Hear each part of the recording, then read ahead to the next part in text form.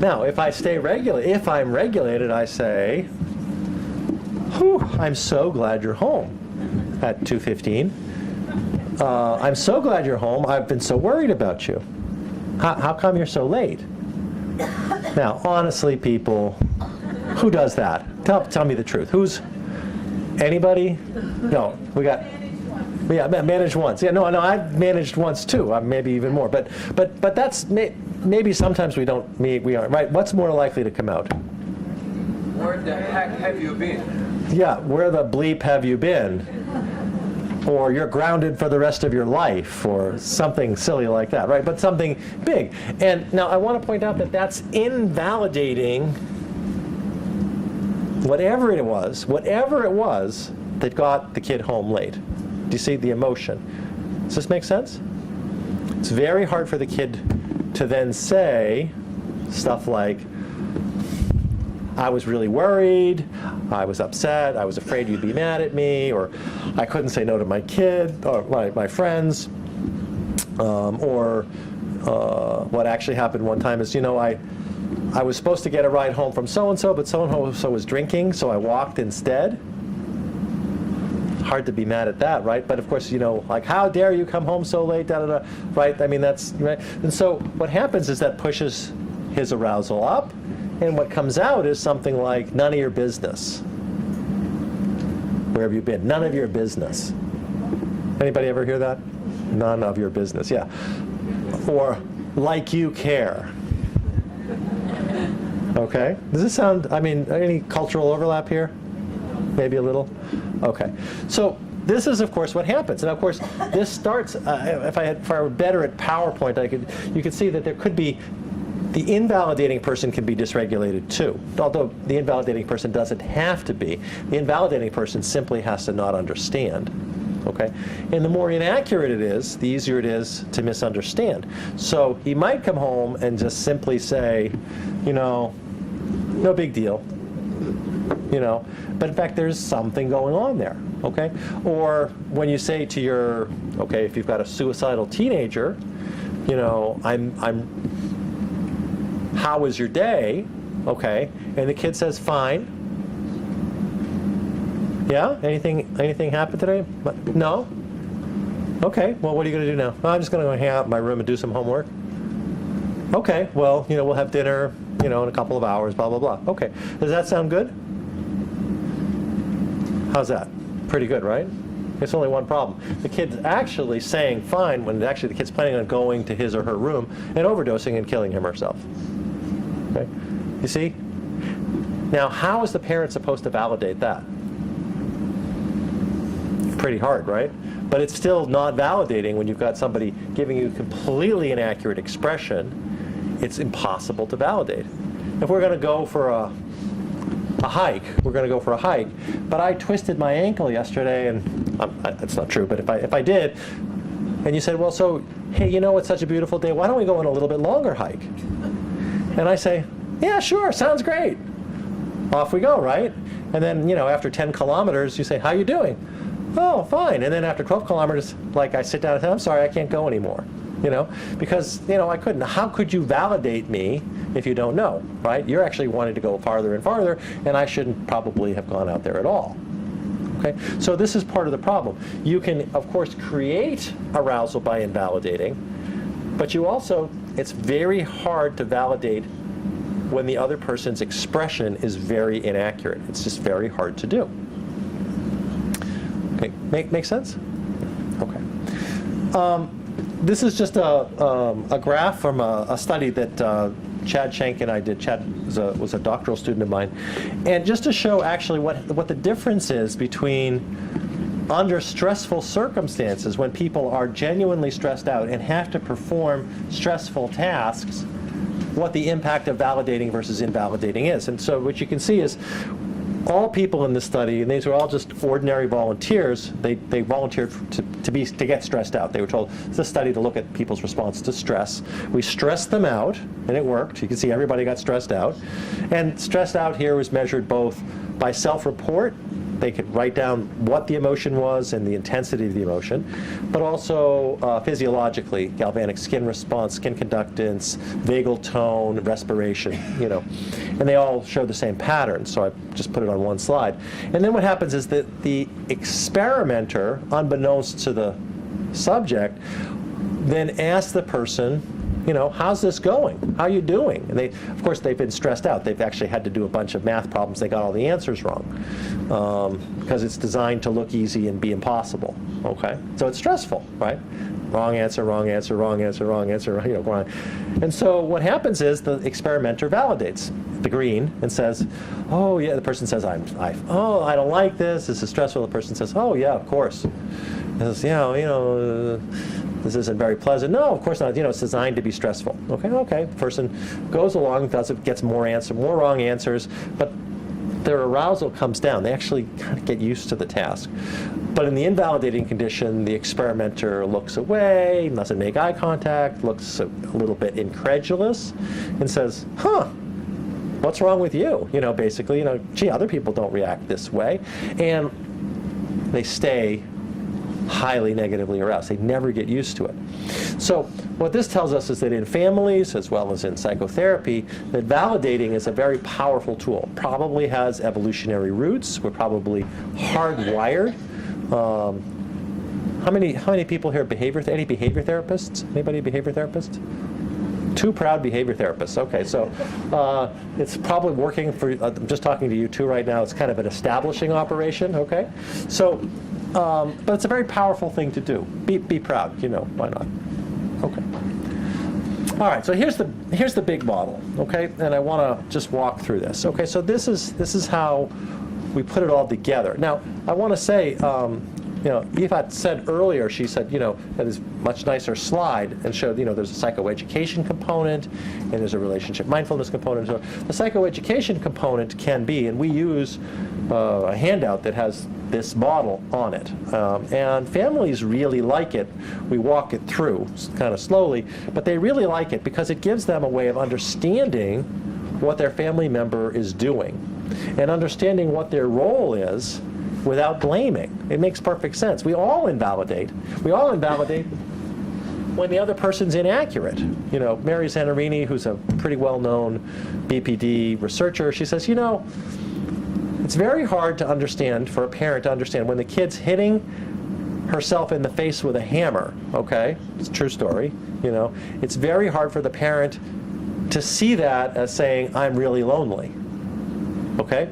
It's very hard to see the behavior of self-harm as an expression of loneliness. It's not accurate. It doesn't fit, right? Whereas if the kid said, I'm so lonely, I'm so despondent because I have no friends, it's much easier to validate that. That's more accurate.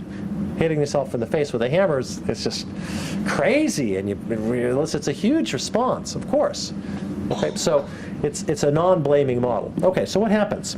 Well, everything starts with an event. Okay, so let's take this out of the family for just a second, and then we'll put it into the family in a minute.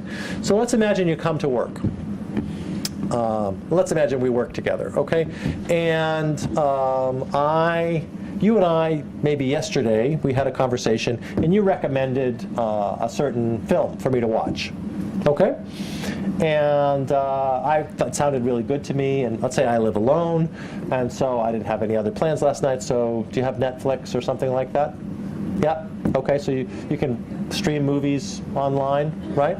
So I found it online and I watched the movie, okay? And so I came in this morning to come to work, and I really liked the movie. I really liked it a lot, and I was so appreciative that you recommended it, and I wanted to talk with you. I want to talk with you about it, okay? So I come by your office, and you're on the phone, okay? See the event? So the event is, I want to talk to you, and you're busy, okay? This is an ordinary day-to-day event. Happens many, many times a day, little events. Now, they're not always like that kind of event, which is sort of negative. They could be like, I come to talk to you, and you say, oh, good morning, Alan. I mean, that's another event. It's a different kind of event, okay? But in this case, you don't even notice me in the doorway. You're on the phone. How do I feel?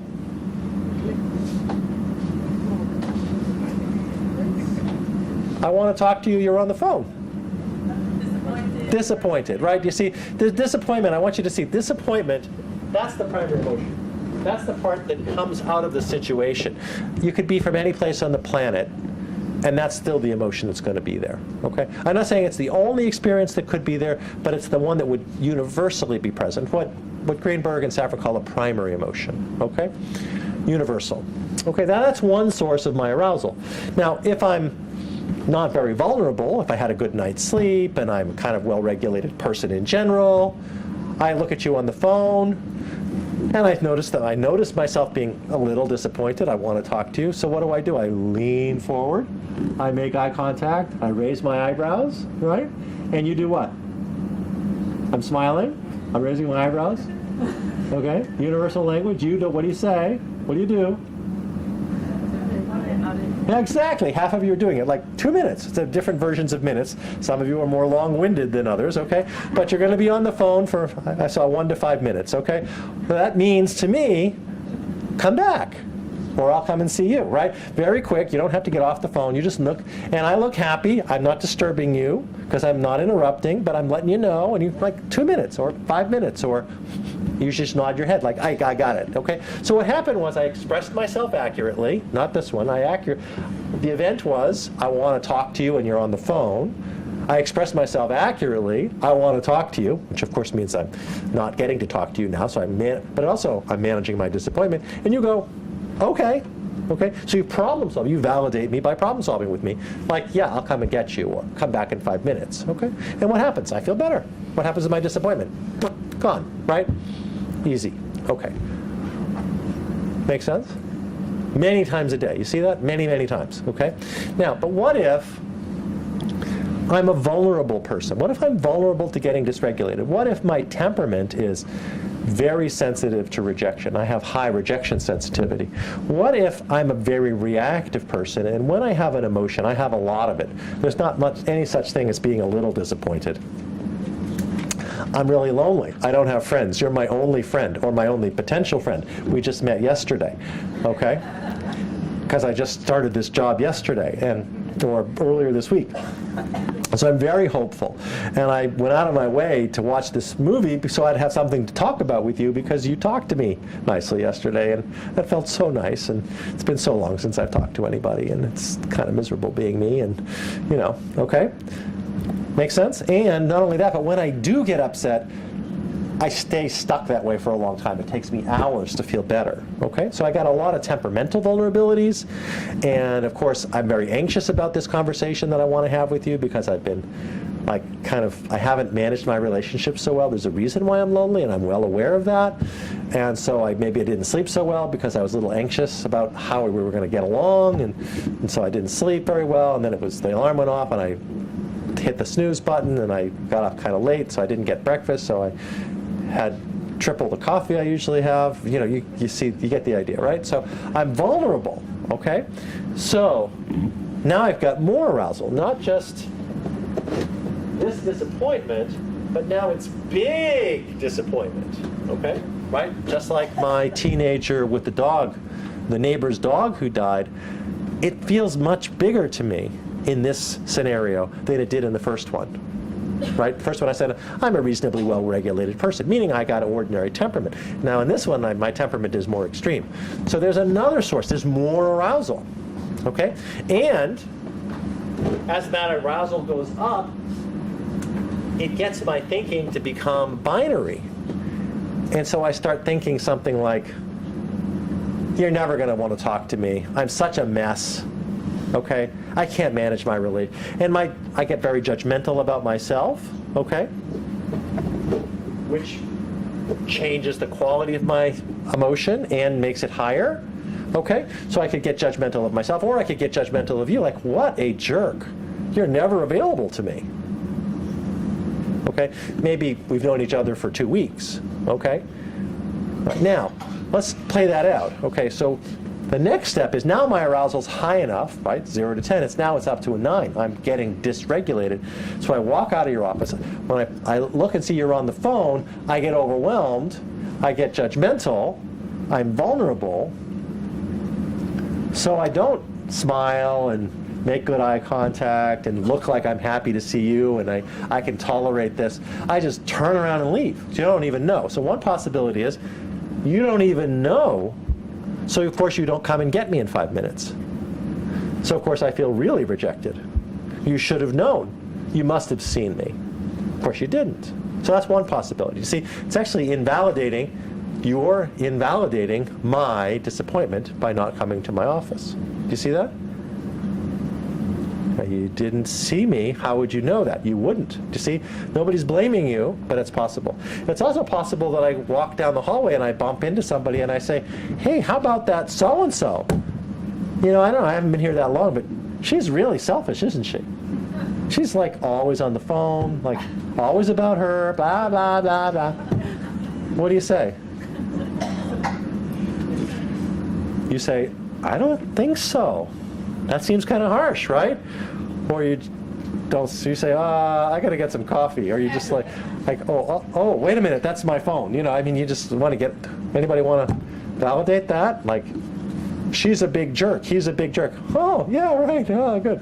Right? So what happens is you invalidate me. Either you disagree with me, no, that's not true, which of course then makes me feel embarrassed because I've done something, more, or you treat me like I'm crazy, which of course is invalidating in other ways. You get the point? And then, I twitch around like this for a while until something really kind of awful happens. Okay? Make sense? Okay. Now that's still in a relationship, but that's where the person is bringing a lot of dysregulation with him or her. Okay? Which makes perfect sense. But what if something happens at home? Okay, what if that person doesn't live alone? What if a person has a negative interaction at work and brings it home? Or a negative interaction at school and brings it home, but has a lot of arousal about it, and what comes out is, my teacher's such a jerk. My math teacher doesn't know math.